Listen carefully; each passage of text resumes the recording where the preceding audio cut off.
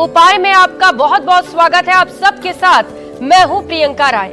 पितृपक्ष, जिसे श्राद्ध के नाम से भी जाना जाता है, अपने पूर्वजों या पितरों को श्रद्धांजलि देने के लिए समर्पित है। ये 16 दिन तक चलता है, जिसमें दिवंगत पूर्वजों की आत्मा की शांति के लिए तर्पण और पिंडदान किया जाता है। ऐसी मान्यता है कि पितृपक्ष के महीने में श्राद्ध करने से पितरों को मोक्ष प्राप्त होता है, साथ ही पितृ दोष से भी मुक्ति मिलती है और घर में सुख समृद्धि आती है। आपको बता दें कि श्राद्ध कर्म पितरों की मृत्यु तिथि के अनुसार ही करना उचित माना जाता है। और ऐसे में इस साल पितृपक्ष कब से शुरू हो रहा है और कौन सी तिथि कब पड़ रही है, कौन से उपाय करें, तमाम सवालों पर चर्चा करेंगे। हमारे साथ ज्योतिषाचार्य डॉक्टर नीति शर्मा जी इस वक्त मौजूद हैं। बहुत स्वागत आपका न्यूज 18 पर। सबसे पहला सवाल यही है कि कब से इसकी शुरुआत हो रही है और कब अंतिम तिथि? हमारी भारतीय सनातन संस्कृति में और हमारे शास्त्रों में पितृपक्ष को विशेष महत्वपूर्ण माना जाता है। ऐसी मान्यता है कि इन 16 दिनों में जो प्रारंभ होते हैं भाद्रपद की पूर्णिमा तिथि से अश्विन माह की अमावस तिथि तक, ये 16 दिन पितृ पृथ्वी लोक में आकर हमको आशीर्वाद प्राप्त कर देते हैं और साथ साथ हमसे भी कुछ अपेक्षाएं रखते हैं। जो पितृ हमारे जो आत्माएं कहीं ना कहीं अतृप्त होती हैं, उनकी तृष्णाएं शांत नहीं होती हैं, वो इस दौरान, इस टाइम पीरियड के दौरान पृथ्वी पे आके वो अपने बच्चों से, अपनी लिगेसी से ये अपेक्षा करते हैं कि हम उनका आह्वान करें, उनके निमित्त श्राद्ध कर्म करें, उनके निमित्त पिंडदान करें और उनको तृप्त करें।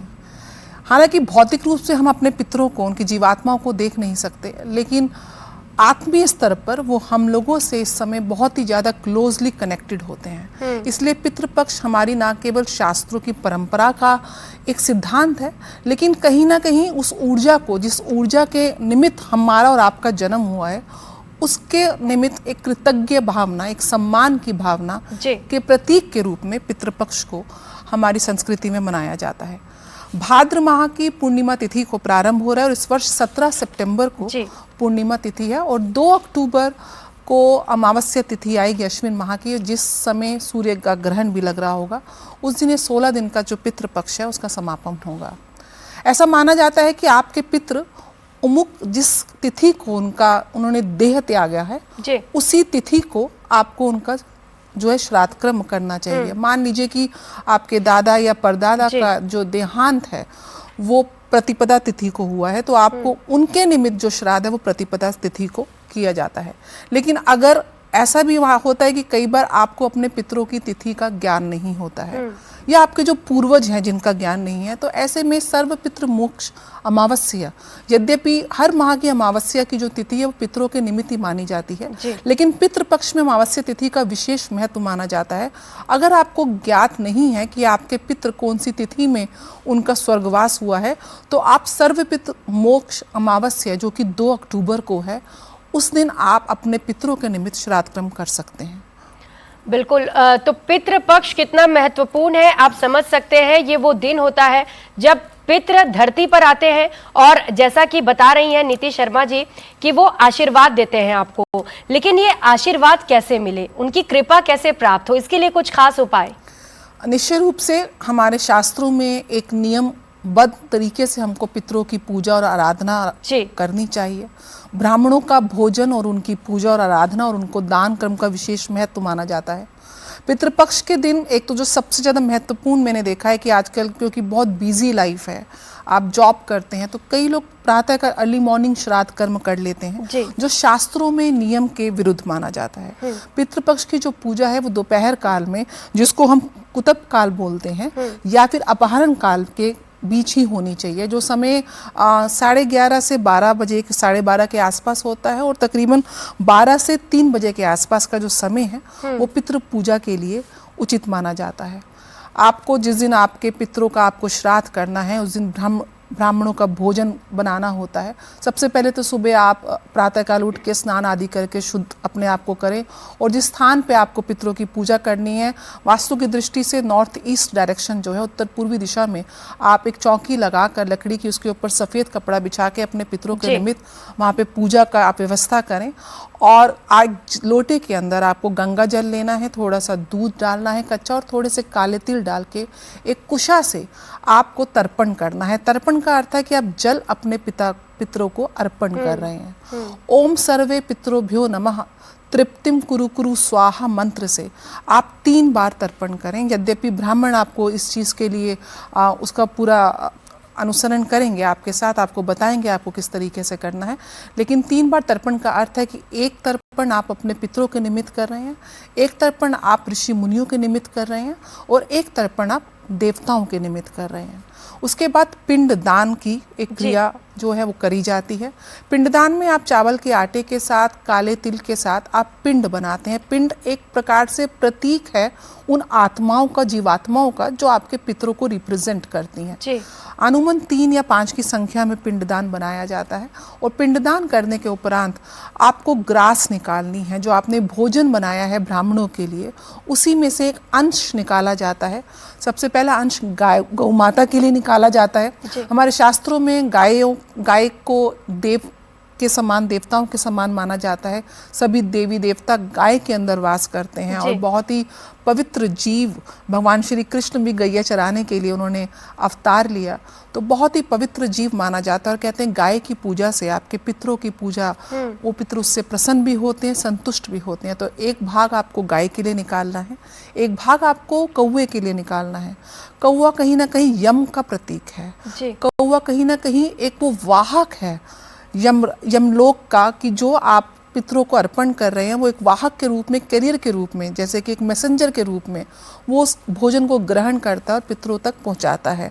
तो ऐसा माना जाता है अगर कौवा आपके जो ग्रास उसको ग्रहण कर ले तो कहीं ना कहीं आपके पितरों ने वो जो भोजन है उसको ग्रहण कर लिया है। कुत्ते के लिए भी ग्रास निकाला जाता है। साथ साथ अग्नि में भी, जो शाश्वत अग्नि होती है, उनको भी आप एक ग्रास को, अपनी जो किचन की अग्नि है उसमें आप अर्पण करें तो वो पितरों के निमित्त पितर उनको ग्रहण आगे उपाय पर चर्चा करते रहेंगे, लेकिन चूंकि कौवे का आपने जिक्र किया, अगर कौवे के लिए हम ग्रास निकाल रहे हैं, कौवा उसको नहीं खाता है, तो इसका क्या मतलब निकाला जाए? देखिए, अनुमान कौवा खा लेता है, लेकिन कई बार ज्योतिष के अंदर भी पितृ दोष माना जाता है। कई बार जो जीवात्माएं या जो हमारे पितृ अकाल मृत्यु से जिनका देहांत होता है, एक्सीडेंटल डेथ्स होती हैं, असमय डेथ होती हैं, यंग डेथ्स हो जाती हैं। कई बार गर्भ के अंदर जो है भ्रूण जो है वो अपने आप ही नष्ट हो जाता है, एबॉर्शंस हो जाते हैं, या all of a sudden death हो जाती है। तो ऐसी जीवात्माओं को कई बार तृप्ति या तृष्णा नहीं मिलती है और वो कहीं ना कहीं हमारी कुंडली में पितृदोष का निर्माण करते हैं।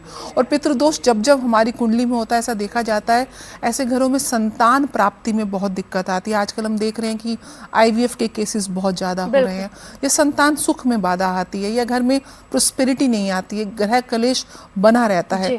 पितरों का आशीर्वाद, चाहे वो हमारे जीव पितृ हो चाहे हमारे मृत पितृ हो, वो देह त्याग गए हैं लेकिन आत्मा कहीं ना कहीं अजय है, अमर है। उनका आशीर्वाद हमारे लिए अनिवार्य है और वो अनिवार्य जब आशीर्वाद हमको नहीं मिलता और या वो उस लोक में तृप्त नहीं होते हैं तो वो दोष का निर्माण हमारी कुंडली में होता है।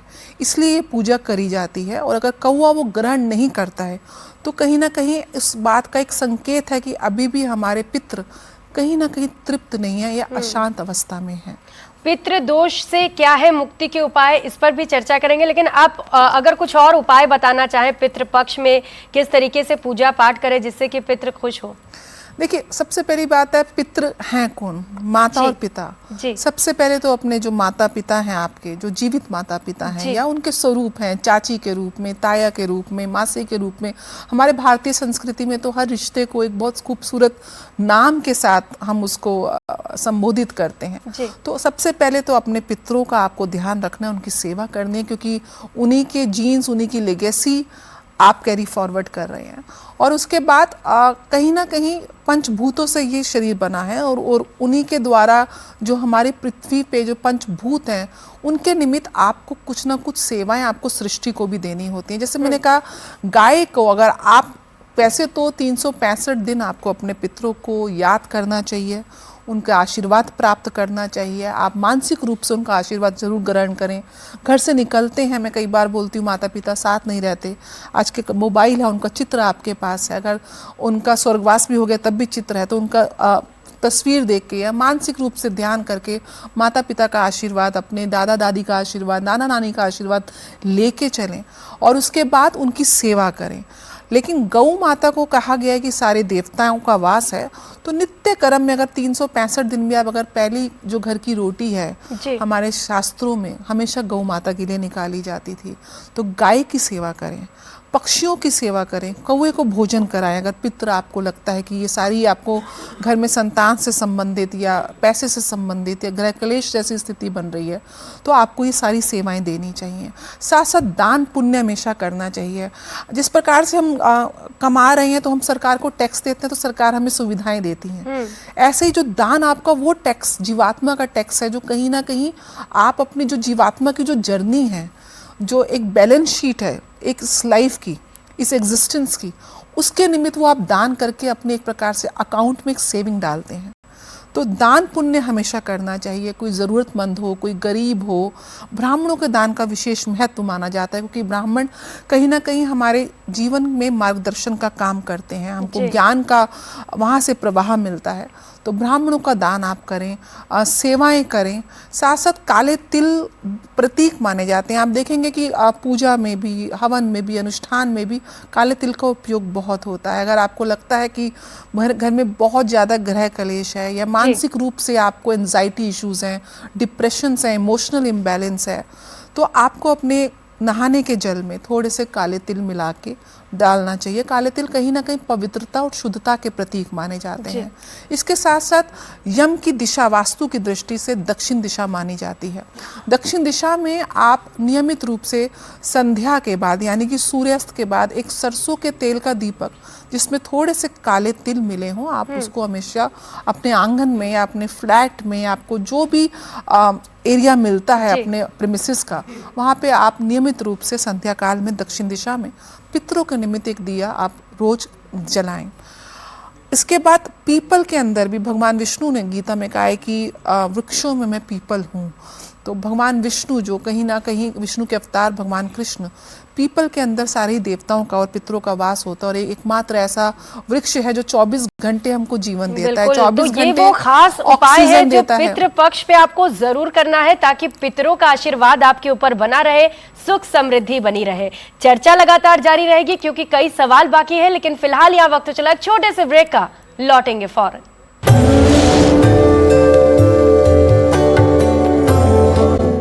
सभी का बहुत बहुत स्वागत है। पितृ पक्ष बेहद महत्वपूर्ण है पितरों के आशीर्वाद के लिए, और इसी को लेकर हमारी आज खास पेशकश नीति शर्मा जी हमारे साथ लगातार जुड़ी हुई हैं, जो बता रही हैं कि कौन कौन से हैं खास उपाय और गलतियां जो अक्सर लोग कर देते हैं। तो इस पर आते हुए वो गलतियां ना हो जिससे कि पितृ नाराज हो जाएं। देखिए, एक तो ये ऐसा समय है जब आपके पितृ एक प्रकार से आपके घर आए हैं और आपसे अपेक्षा कर रहे हैं। तो नॉर्मली जो शुभ कार्य है, गृह प्रवेश है, कोई नया काम आपने चालू करना है, या शादी ब्याह का काम है, कोई भी सेलिब्रेशन है, पितृपक्ष में नहीं करी जाती है। शॉपिंग नहीं करी जाती है।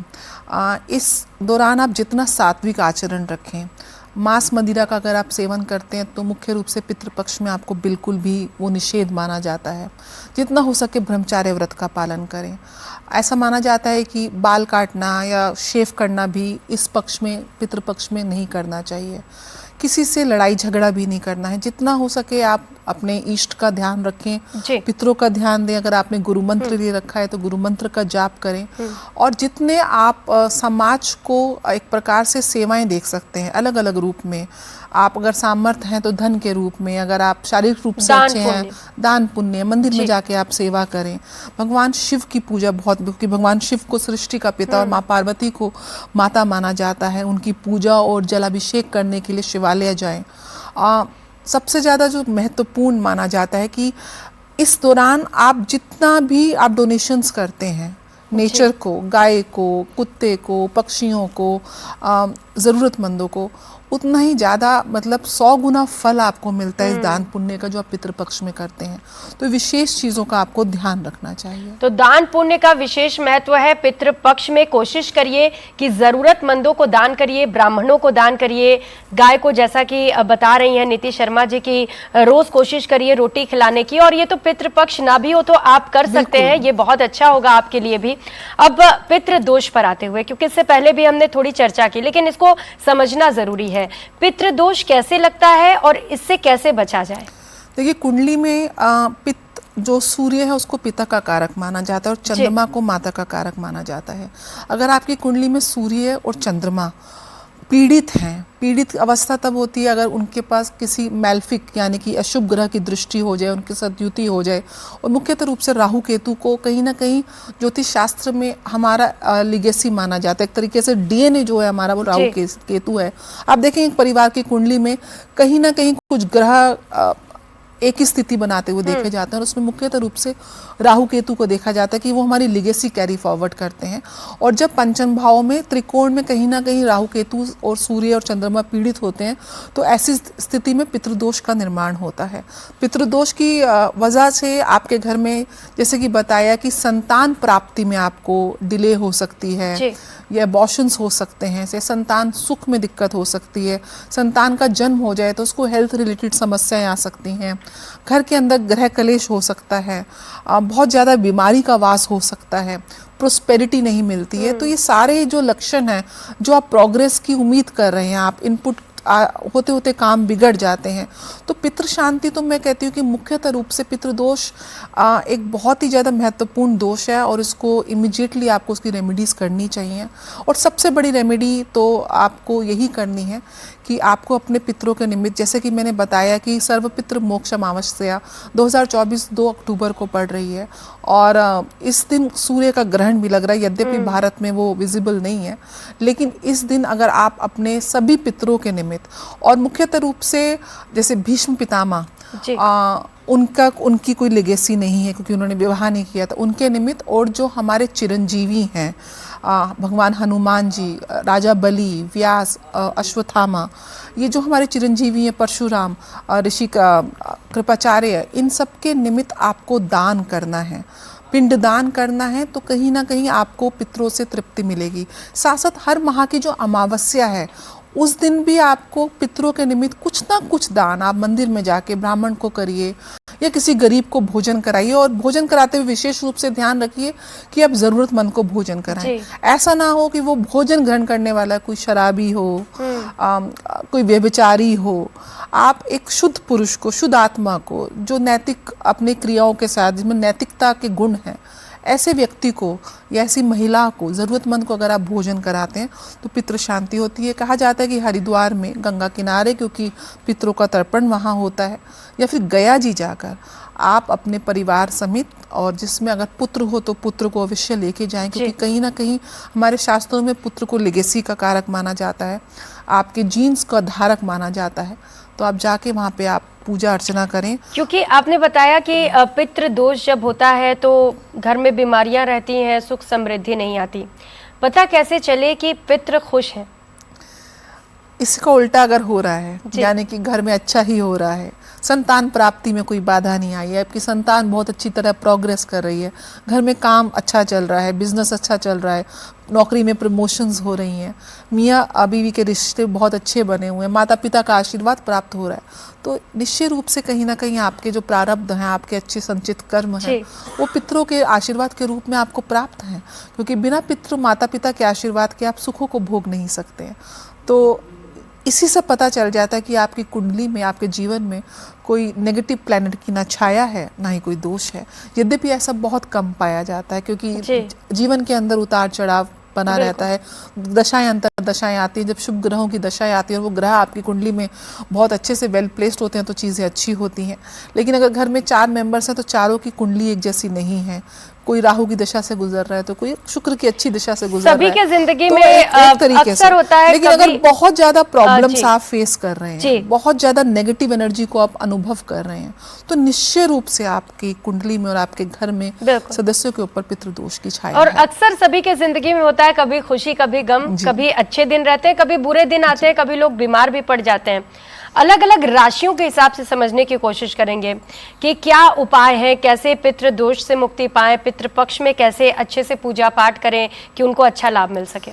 सबसे पहले तो सभी राशि वालों के लिए, अगर आपको अपने पितरों की स्वर्गवास की तिथि पता है जी, तो आप उन तिथियों पे पितरों की तर्पण करें और उनका पिंडदान करें।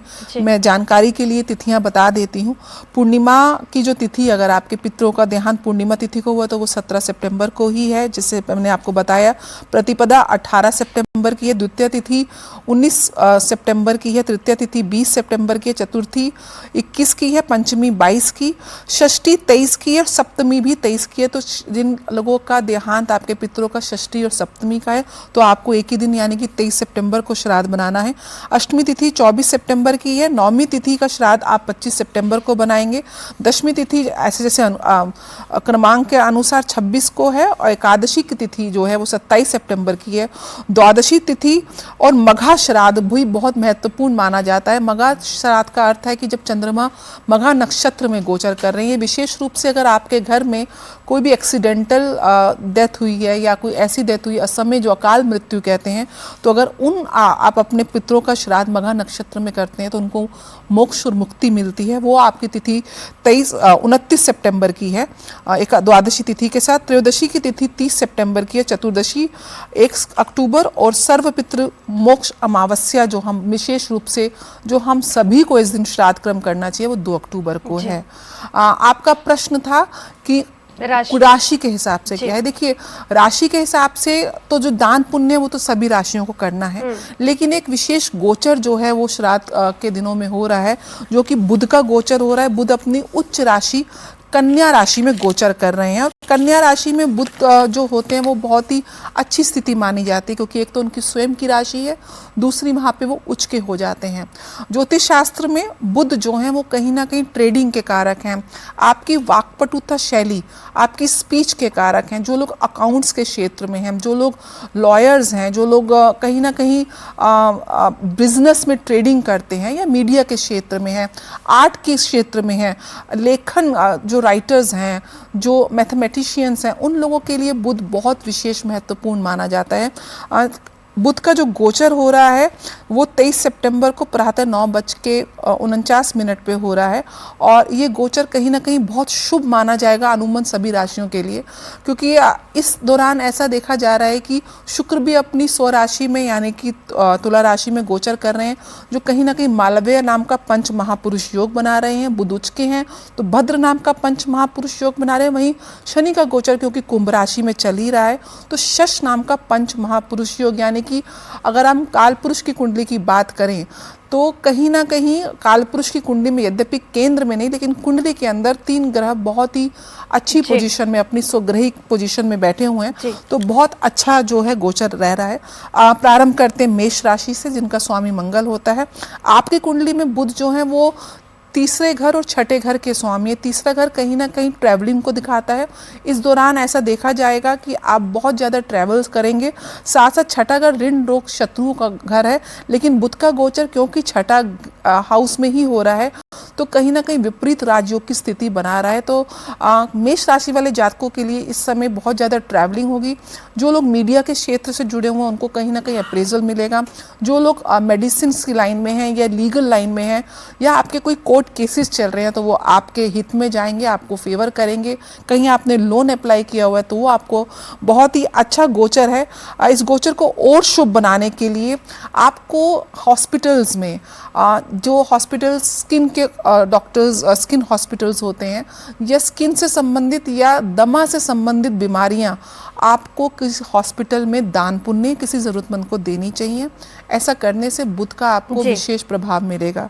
अगली राशि की बात करते हैं। हर राशि का भी हमने जिक्र कर ही लिया, लगभग हर राशि को वही उपाय करने हैं जो आपने शुरू में बताया कि दान पुण्य करिए, विशेष तौर पर साफ सफाई का खास ध्यान रखिए, मदिरा सेवन करते हैं तो वो मत करिए। ये कुछ खास उपाय हैं जो आपको करने हैं पितृपक्ष पर, जिससे कि पितरों की कृपा आप पर बनी रहे। बहुत शुक्रिया आपका डॉक्टर नीति शर्मा जी, तमाम जानकारियों के लिए, बताने के लिए कि कैसे पितरों का आशीर्वाद मिले। इस खास पेशकश में फिलहाल इतना ही। नमस्कार।